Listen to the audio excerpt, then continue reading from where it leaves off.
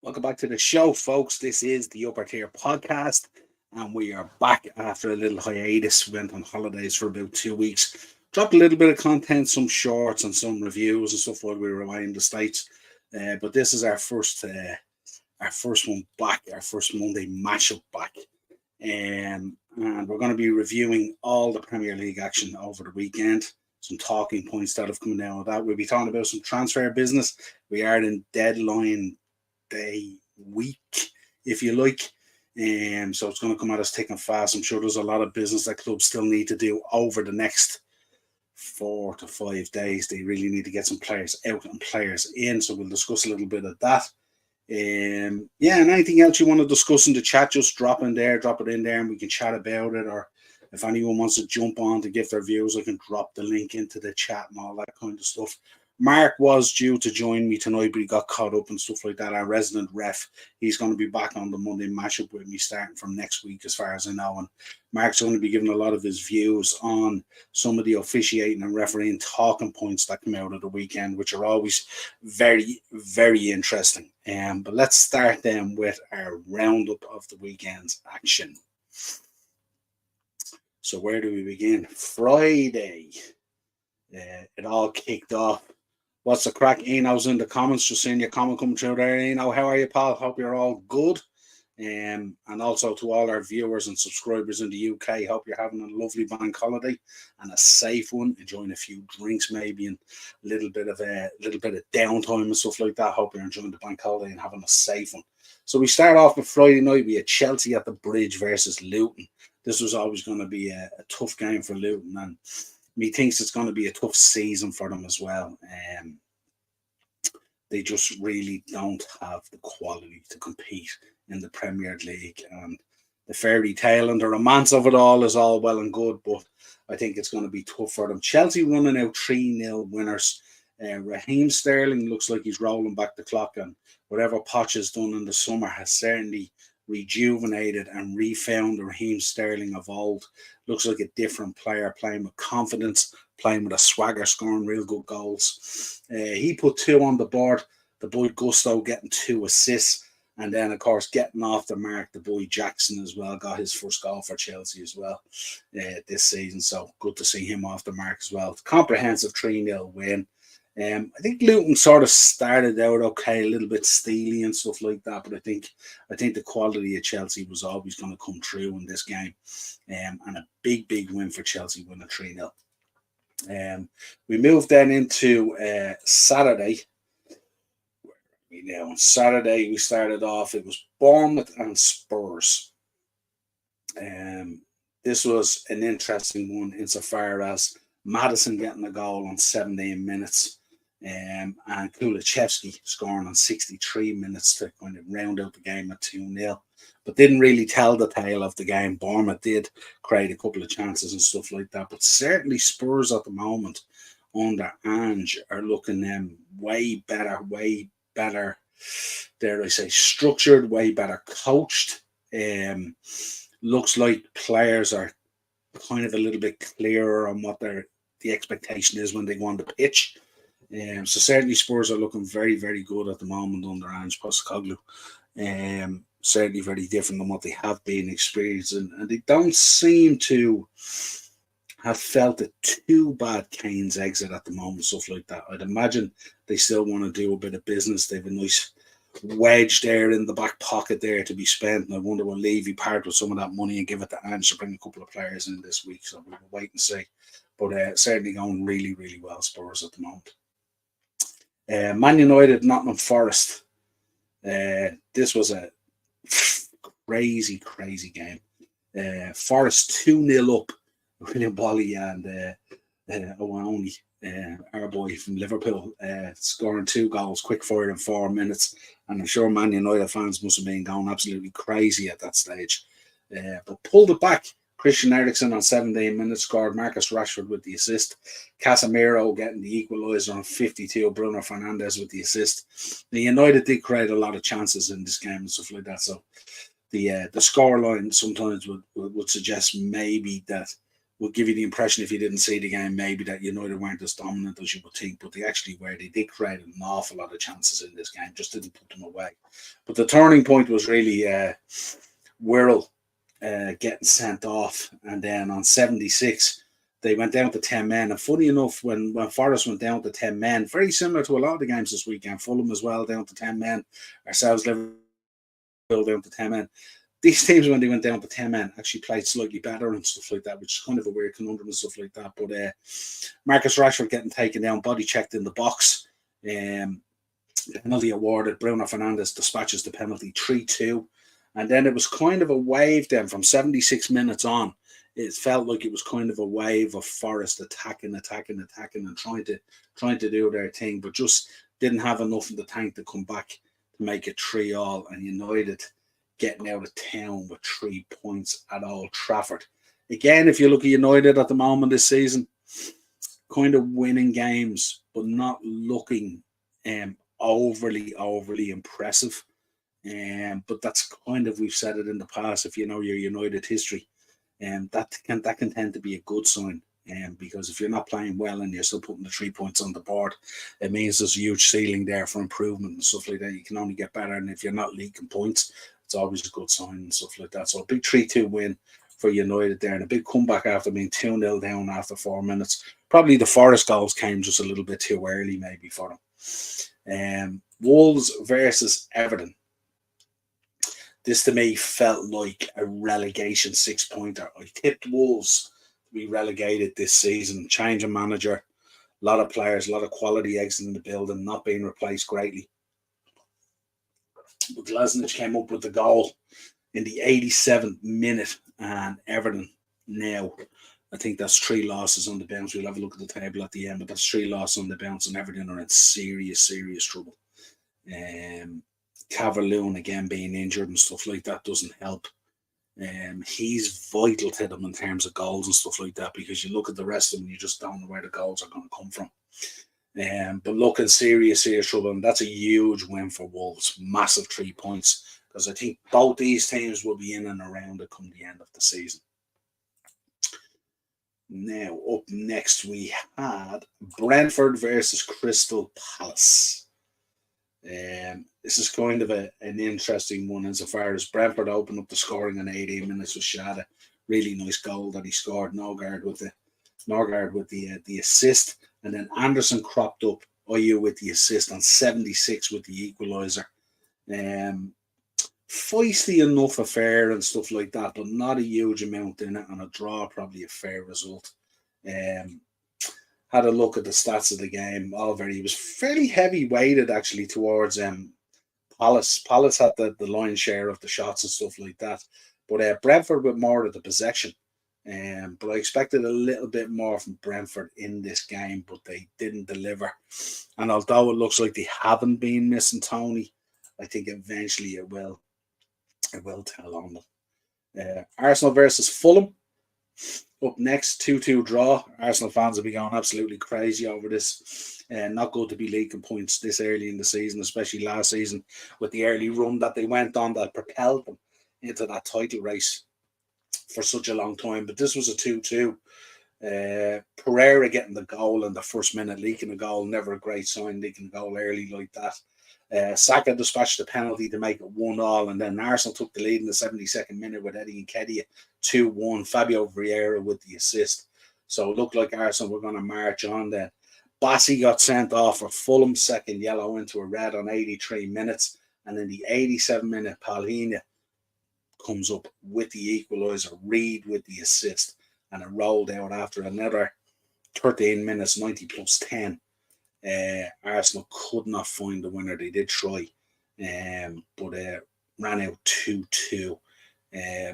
Not a great result, especially for Arsenal at the Emirates. Can't afford to be dropping points at home. You really need to win your home games. A little bit of pressure on Arteta there. He's been fully backed by the ownership, gotten in most of the players that he wanted and stuff like that. So this is a huge season for Arsenal. Need to put a trophy on the board and probably go deep in Europe and deep in the cups as well, but certainly need to be in and around the Premier League title this season. Otherwise, there could be problems there for Arteta. Still not sure on the Havertz situation. I'm not too sure why he brought him in. I'm not too sure where he plays. I'm not too sure what his position is. I think a lot of the Arsenal fans feel the same way and stuff like that. And if you feel like that, then it's a kind of a weird one then when you're talking about the manager. Why did he bring him in and what's kind of clear and not clear and stuff like that. So, difficult one. Up next was Brighton versus West Ham. Brighton struggling a little bit in this one. West Ham got on top, but Ward-Prowse, of course, the guy I spoke about 2-3 months ago when Liverpool were linked with him, saying I think we should definitely bring him in, but we didn't. And I was kind of scoffed at. So he was scoffed at now. But Ward-Prowse with the opener on 19 minutes to make it 1-0 to West Ham. Jared Bowen with the second on 58 minutes. Ben Rama with the assist. And Mikel Antonio rounding out 3-0. Jared Bowen with the assist. And then Pascal Gross off Veltman's assist with the solitary goal for Brighton, making it 3-1 to West Ham. And certainly West Ham looking really, really good at the moment. As I said on another podcast, I was on Jack's podcast last night, Anfield Road TV. It was only a few short weeks ago they were talking about how West Ham couldn't get players in and the talk of trying to get Moyes out the door and, you know, that Moyes should be sacked and all this kind of thing and all. It just goes to show you if you stick with it, you have a plan, it can work really well. And West Ham look really, really good at the moment. And yesterday they signed the boy Kudos as well, and he's going to be sensational in there as well. And it'd be interesting to see if Paqueta goes out the door. Heavily linked with Man City, but that's a big move to get done this week. But we shall see. But West Ham absolutely flying at the moment. Up next, Sheffield United, Man City. This was a crazy game. Sheffield United looking absolutely staunch in their defending. Man City just huffed and puffed and couldn't get the ball into net. Haaland had a few chances, number ones. Let me see. Just check out what the stats were like. Total shots from Man City were 22-30 in total to 6 from Sheffield United. Possession was 81% Man City, 19% Sheffield United. So really staunchly trying to hold out that block and everything else, but just couldn't hold it out. 37 minutes though, it took a time to make it happen. 37 minutes, Haaland missed a penalty, absolutely smashed it off the post. Baldock was booked on 45 plus 4. Haaland comes up and scores on 63. What a ball in from Jack Grealish and header down into the ground. Keeper had no chance. Power of Haaland shown again. But on 85 minutes, Bogle came up for Sheffield United with a lovely goal of his own to make it 1-1. But Rodri in the 88th minute, and we say this about that determination from Man City, whether Pep is there or not there, that team just has a certain drive into them not to lose. Ball breaks in the box and Rodri pulls the trigger and absolutely smashes it into the top far corner. Foden with the assist, although when you look at it, kind of an assist, it kind of just moved around, fell for Rodri, and he absolutely smashed it. Sheffield United thought they had shared the points, but I think on that passage of play, when you look back at it again, it's like Sheffield United just froze in motion, kind of went a little bit of sleep, and if you do that against Man City, they're just going to punish every single time. When we look at the table, you see that brings Man City to absolute maximum points. 3 games, 3 wins, 9 points, and they look like they're on an absolute tear. Anyone who thought they were going to have a slower and interesting start with some of the changes absolutely got it wrong. Burnley versus Aston Villa. Burnley kind of struggling somewhat in the Premier League. We've seen shades of it last season when they came up to play some of the cup in the cup game. I think it was against United and stuff like that. They've been absolutely flying in the Championship, playing brilliant football, scoring goals for fun. And they came up against United. I think it was United, and they were really, really poor. Really, really poor. So they've come up into the division now, and it looks like they're really, really struggling at the moment. Matty Cash with a quick fire brace on 8 minutes. Ollie Watkins with the assist for the first. Diaby with the assist for the second. What a signing Diaby's been. Absolutely flying at the moment. Matty Cash with both goals after 20 minutes. And then in the 47-minute, Foster made it Gudmundsson with the assist for Foster, who made it 2-1. But Diaby then scored on 61. Lucas Digne with the assist. How Everton would love to still have Lucas Digne, but they don't. So ran out 3-1. Villa on a tear. After a stuttery start to the season and stuff like that, they've really gone on a tear now and they're really finding themselves, and they're up next for Liverpool. Don't forget, Friday night we'll be doing the Liverpool Aston Villa preview, and we've got plenty of content coming up if you check out the channel. Tribute tomorrow night to Bray Wyatt, tribute Wednesday night to Terry Funk. Thursday will be the Thursday Tier Talk, and then we've got 2 shows here Friday. We've got a quick preview of the Aston Villa game against Liverpool, and then we're going to be on from 10 o'clock for deadline day, the final hour. We'll bring it to you and talk about all the transfers, all the ins and outs in relation to the Premier League. Yeah, big 3 points there for Aston Villa. And finally, then to round out the weekend, no better fitting to a Super Sunday than a Newcastle versus Liverpool at St James's. Started off holding possession in the first few minutes, but then got a little bit untidy. Trent got booked in the 6th minute. Anthony Gordon was absolute pest to him and stuff like that. It just triggered over. He threw the ball away, got booked. Moments later, he was looking to stay on the pitch as well. Kind of a cross the arm body check kind of tackle, put Gordon down, got away with it and stuff like that. Ref had a word with him, could have easily been sent off, but I think the ref, probably issuing the early yellow card for the petulance and stuff like that, took a pragmatic view on it, but could have easily been sent off. Gordon popped up, mistake from Trent at the back, ball goes through, mix up in his feet. Gordon runs onto the ball, runs in, slots the ball away. 1-0 to Newcastle. And then we were thinking, God, this is here we go, we could be in trouble here. Then on 28 minutes, 3 minutes later, Virgil van Dijk cleans out Alexander Isak, gets player and ball deemed to be a red card, last man, and had to go. I think there's debates back and forward about it, but I think if you look at the laws of the game, for me, it's a red card. Had to be a red card, even though I'm a Liverpool fan. But that one must have been the impetus that changed the game around, because came out second half. Newcastle then sort of, for the rest of that first half and stuff like that, were very, very strong. Liverpool being kept in and stuff like that. Alisson Becker being called on, as always. Second half came out. Liverpool came out with quite a different attitude in the second half. More careful on ball retention, stuff like that. I did drop a reaction to the match earlier on the channel if you want to check it out in greater detail. But certainly our possession was a lot better, and we took care of the ball a lot more, especially having to work so hard with 10 men. Darwin Núñez pops up, comes on. The subs are pivotal in this game. For Liverpool, the subs that the gaffer made were kind of slightly out of character, if you like, but they really, really worked on the day. Jota going on, no one's going to bully him on the pitch. Darwin's chaos, and how you mark him and how you match up against him, stuff like that, very difficult to do. Harvey Elliott came on, providing the energy. Number of substitutions for Newcastle. Callum Wilson came on, Isak went off. Didn't do a whole lot bar the Van Dijk incident, to be honest. Isak was a real big fan of him, I am, but didn't do much yesterday. Tonali went off. Couple of other players, but I think the main switch that was the one that triggered kind of Newcastle fan Jesse was the Taggart one, where Dan Burn switched into the middle. Sven Botman had to go off injured. That was a pivotal one.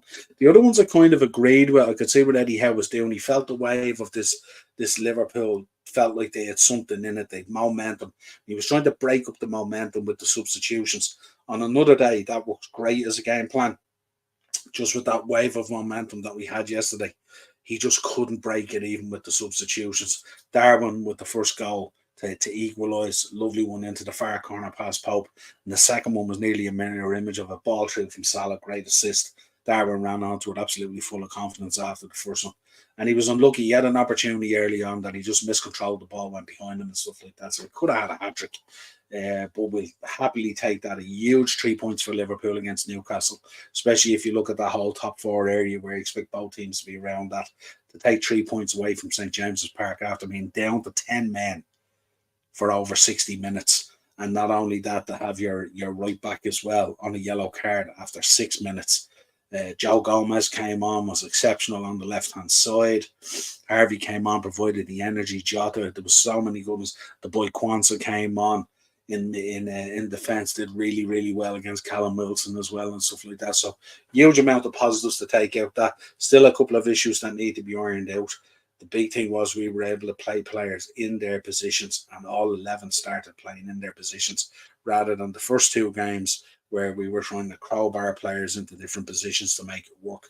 We finally put a 6 in the position. We have McAllister and Szoboszlai where we want them. Dominic Szoboszlai yesterday was absolutely outstanding as well. So hats off to everyone. Huge celebrations.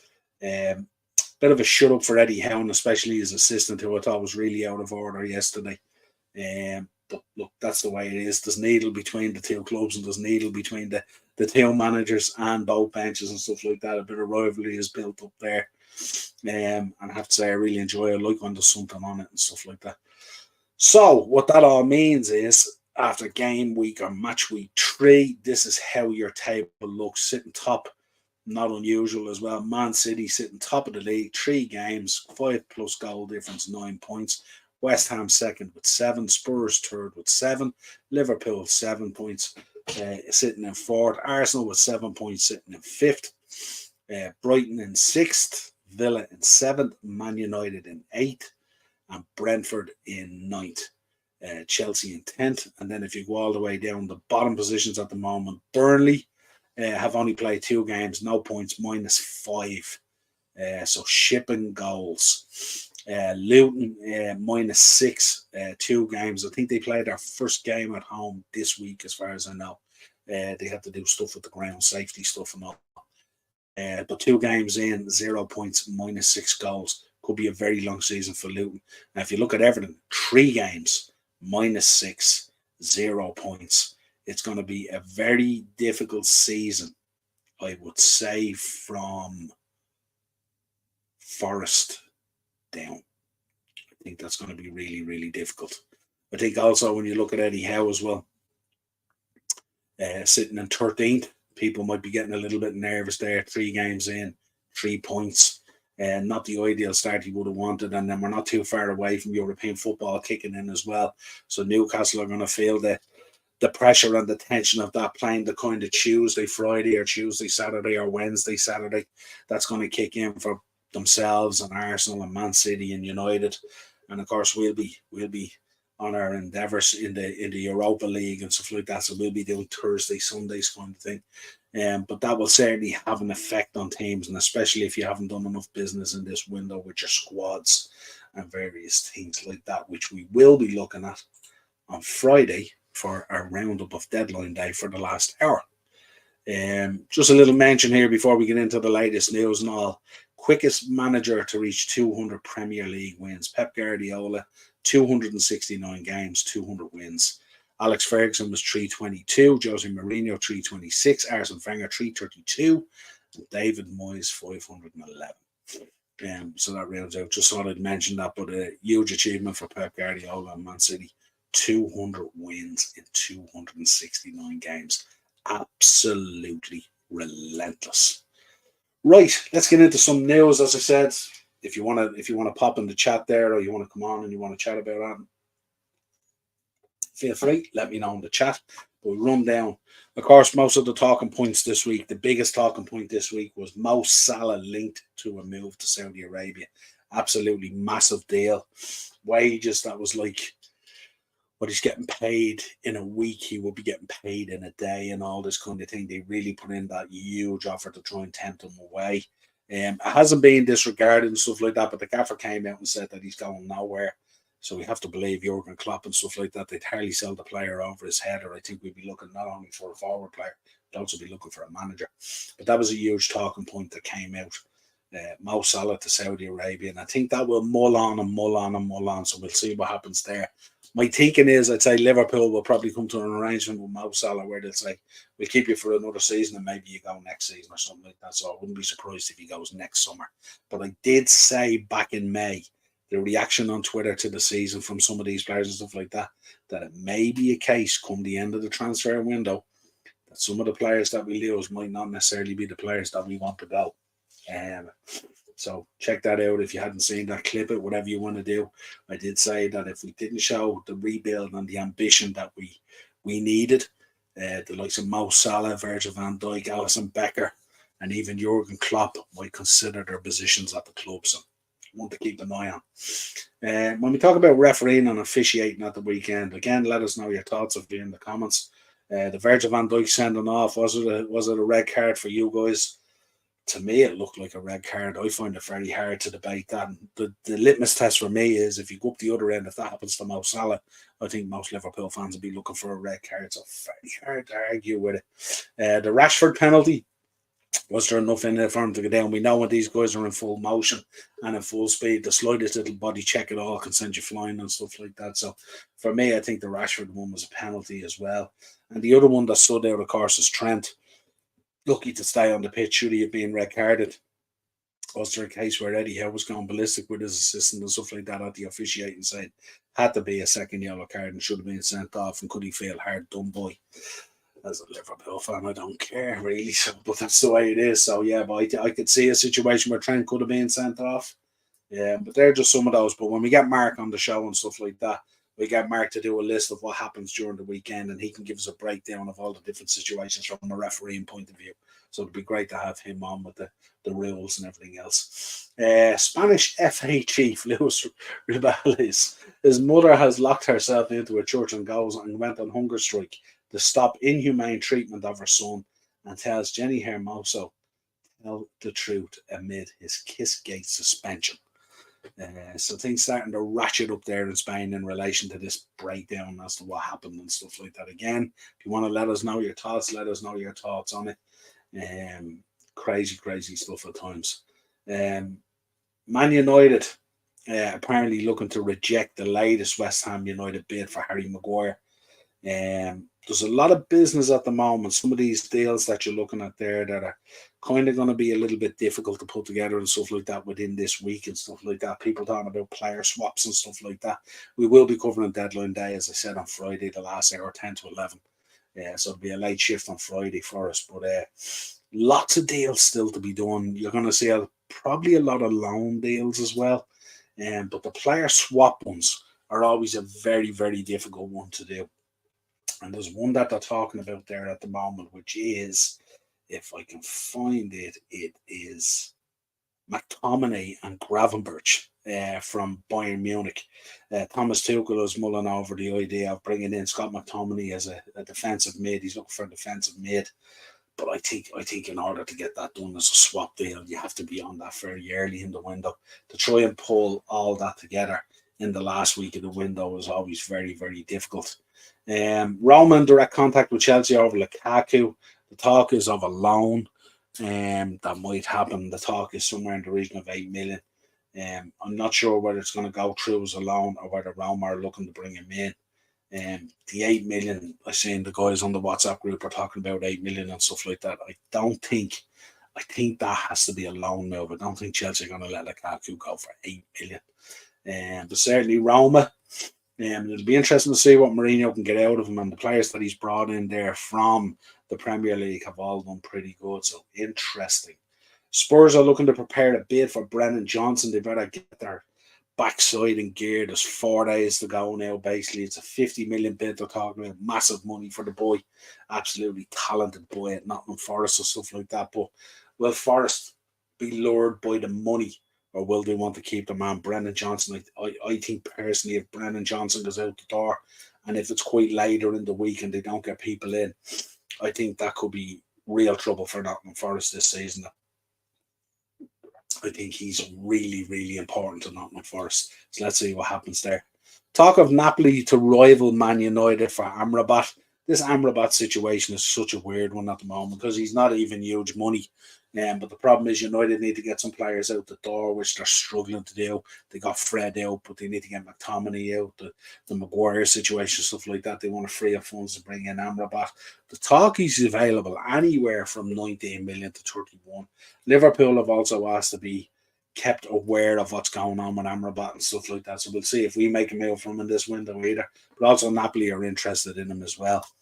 I think Liverpool and United and a lot of the Premier Leagues are going to sleep on this guy, and he'll probably end up in Napoli, which will be terrible considering the investment. It's not huge money at all. So let's see what happens there. Man City are looking to land Mateus Nunes in a deal worth 60 million.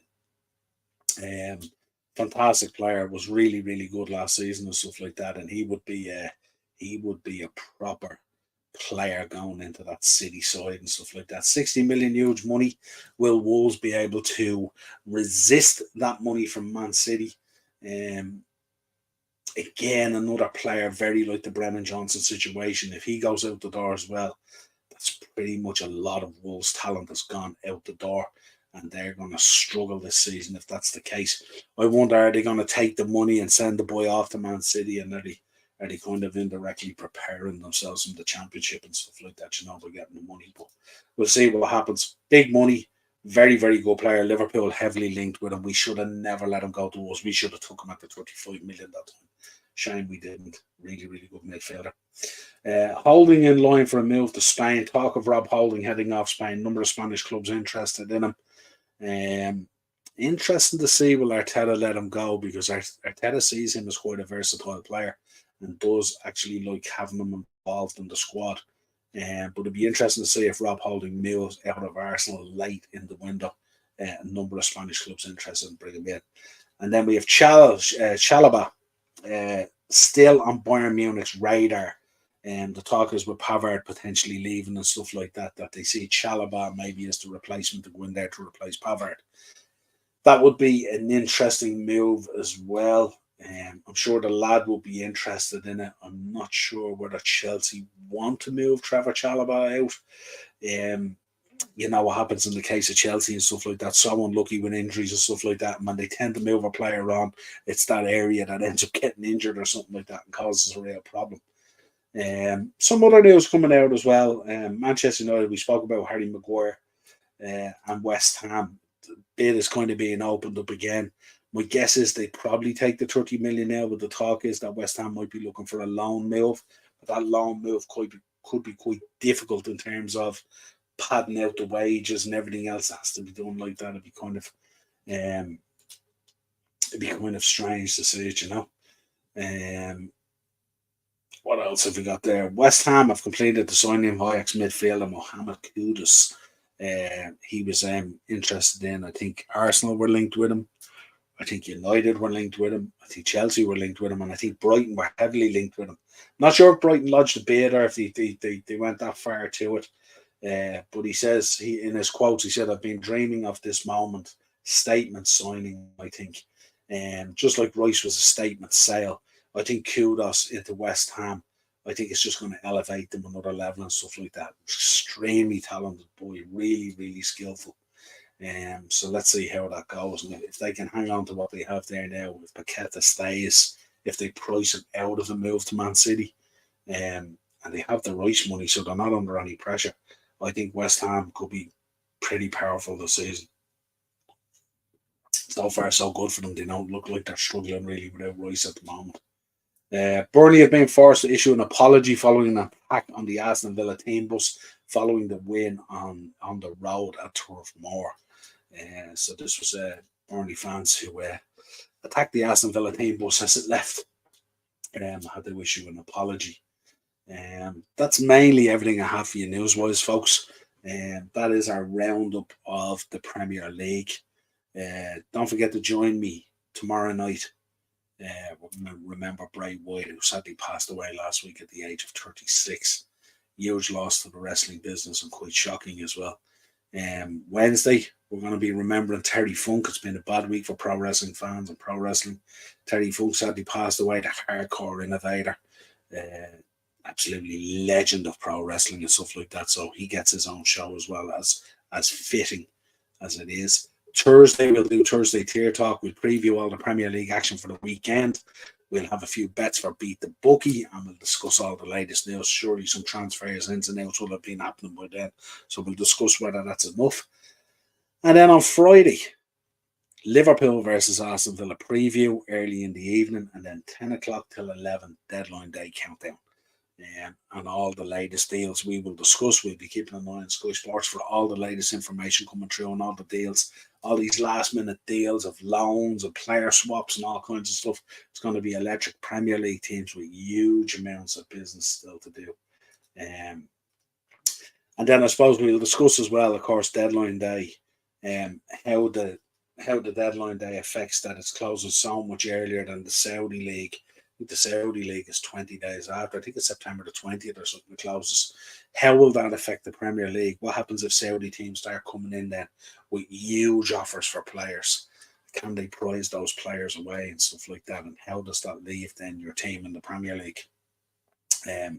How do you resist the money? How does the player resist the money? How do you convince players to stay? All that kind of good stuff. So we'll cover all that as well. As always, folks, thank you for your support. Subscribe to the channel, hit the bell notification, drop a like on the video, and we'll talk to you again real soon. Cheers.